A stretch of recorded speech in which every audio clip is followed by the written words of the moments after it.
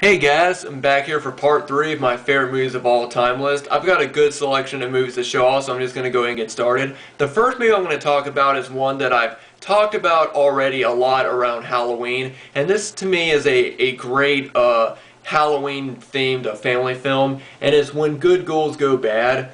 I'm not going to talk a lot about it, but yeah, Christopher Lloyd, he becomes a zombie in this one, and this is a one movie I don't really hear a lot of people talk about, and I do think it's a good family film to watch around Halloween. It's got a great Halloween feeling throughout.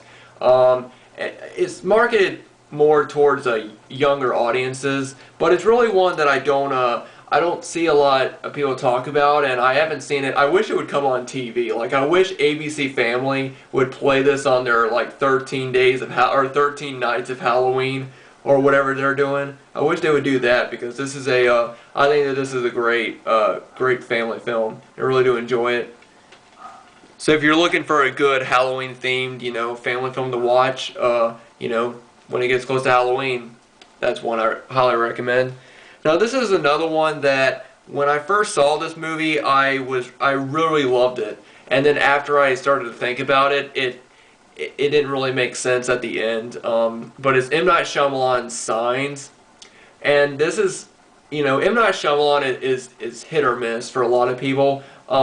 This was the first movie I ever saw by him. Like, I didn't see The Sixth Sense until years after it came out, and I didn't see the other one, Unbreakable. This was the first M. Night Shyamalan movie I saw, and this movie, even though the ending doesn't make sense, I still think this movie has a lot of great suspenseful moments, great acting throughout, and it's for the most part it's a good movie, until the last bit, which I'm sure for everyone who's seen this movie, they know the twist at the end doesn't make sense.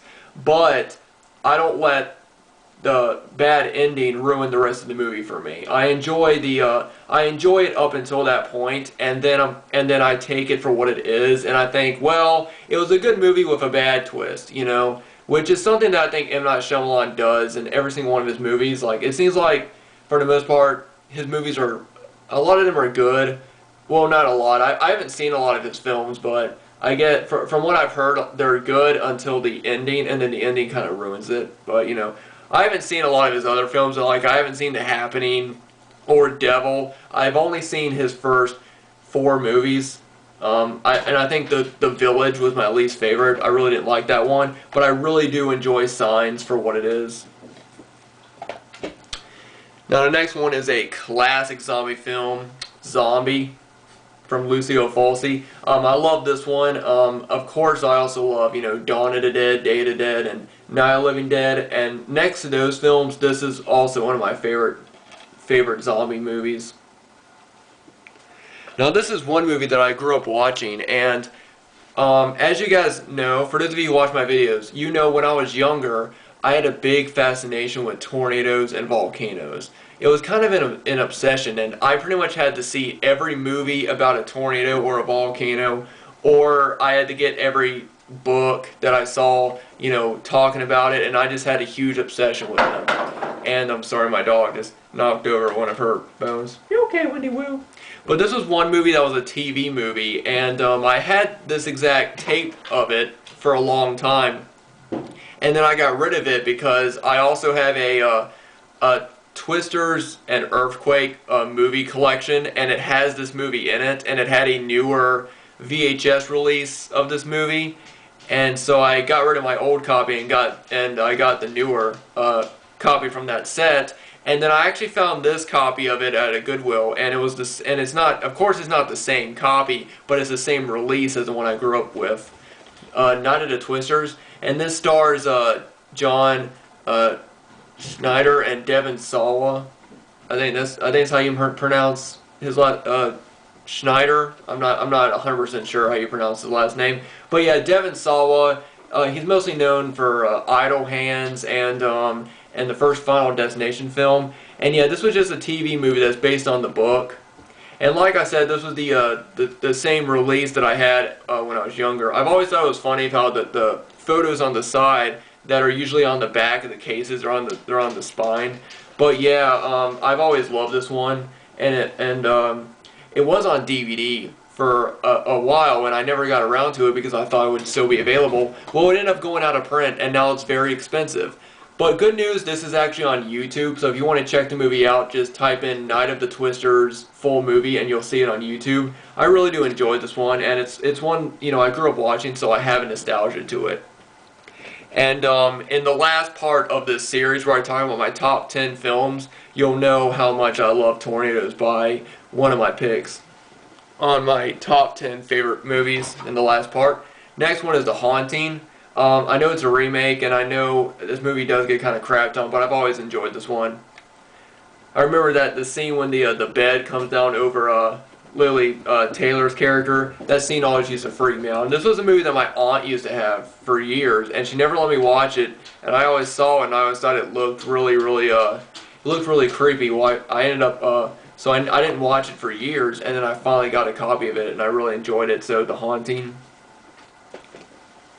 Next one is a fun little creature movie, and that's the first Critters movie. I have not seen the second one or the fourth one. I have them all in this 4-pack, but I really love the first Critters movie. It's just a fun, alien movie. The little hairballs from space coming around and killing people, and then you got the two soldiers that come after them, and they can disguise themselves. Really do love them. I'll be sure to check out the second and fourth Critters movie soon. I have seen the third one, and I thought it was pretty good. Now I got a classic horror film, Friday the 13th. I think everybody can agree this is a true horror masterpiece right here.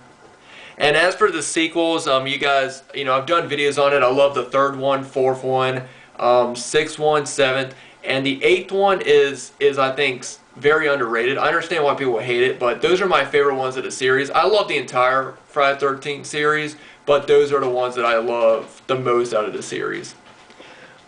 Next we got another coming-of-age movie, and like I said before, I love movies that take place in, movies that follow teenagers and what they go through in life. Like Dazed and Confused and movies like that are films that showed what it was like, to be a teenager in the 70s. Well, this is more of a modern, what it's like to be a teenager in modern time, and that is Juno.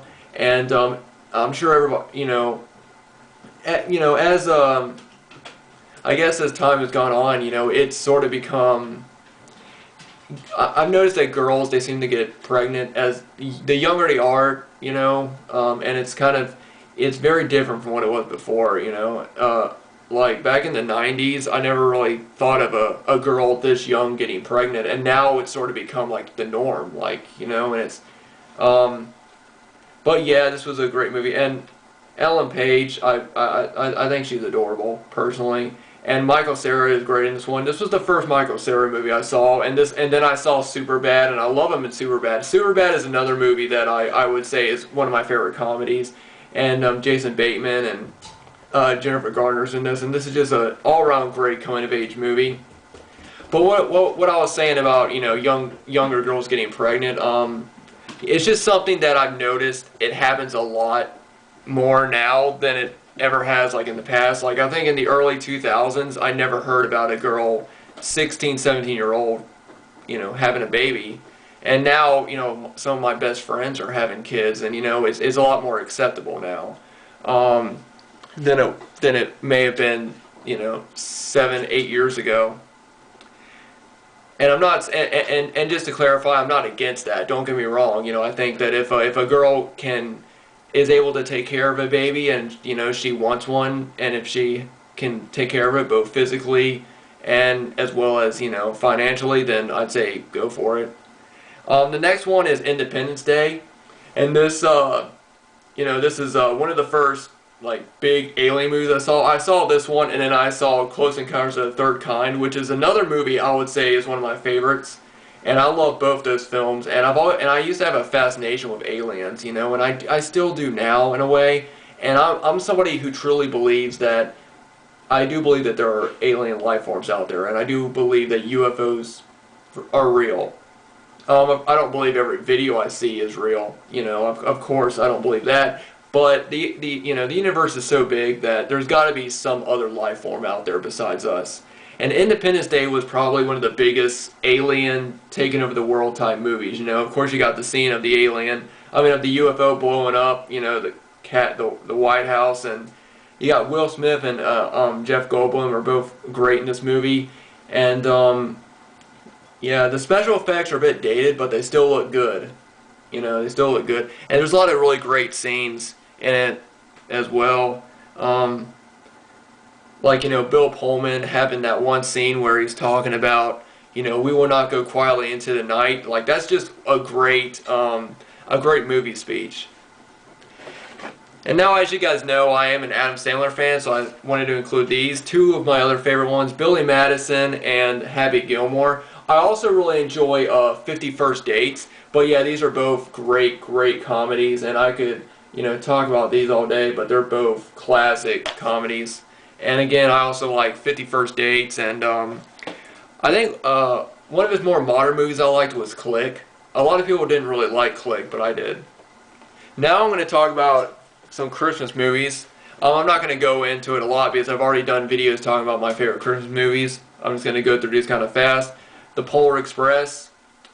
In my opinion, this is a new Christmas classic right here. And then we got I'll Be Home for Christmas, a great Christmas comedy. And then a Christmas family film, Jack Frost. And of course, one of the best, you know, this is probably the most popular, or one of the most popular Christmas movies is A Christmas Story. I mean, come on, you can't go wrong with this. You'll shoot your eye out, kid. I mean, I think that every time this movie comes on, you know, they have the 24-hour marathon. You know, it's one movie that you just have to watch, and it's one movie that's lived on for generations after generation, and it's a true classic movie. And also other Christmas movies I love are Elf, National Lampoon's Christmas Vacation, both Miracle on 34th Street. I like the 1994 remake. I also saw the Disney A Christmas Carol, which I really enjoy. I have not seen a lot of adaptations of A Christmas Carol, so if you guys could recommend me one.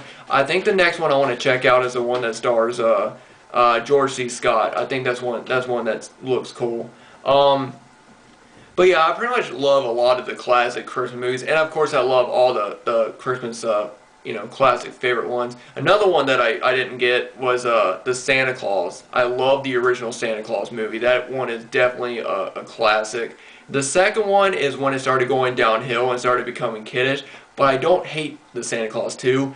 And I noticed some people might look at me kind of weird when I say this. I don't hate the Santa Claus 3, but there's just so much bad things about it, and it's not something that someone my age would enjoy, and it's not intended for someone my age, because the first one was intended for older audiences, but it was still good for kids, and then the second and third one was directed just to kids, and that's why the second and third one just, you know, a lot of people hated those two. I understand why, I understand I understand who they were intended to, so that's why I don't hate the Santa Claus sequels, but I would probably skip Santa Claus 3. That's probably the worst of the three movies, and it's not one that I sit down and I watch. I watch the first one. The first Santa Claus movie is one of my favorite Christmas movies. Next one is a really goofy comedy, Wayne's World, and I actually saw this movie before I watched Saturday Night Live, because it actually took me years. I didn't see Saturday Night Live till I was much older, and I didn't know this was a Saturday Night Live thing growing up. I really did enjoy this movie. You know, I like this one. I love the second one as well. I think that the second one's out, and now my phone's ringing, so I'm gonna go ahead and cut this video off and answer my phone. But I will be back with a lot more videos in part 4. So I'll see you guys in a minute.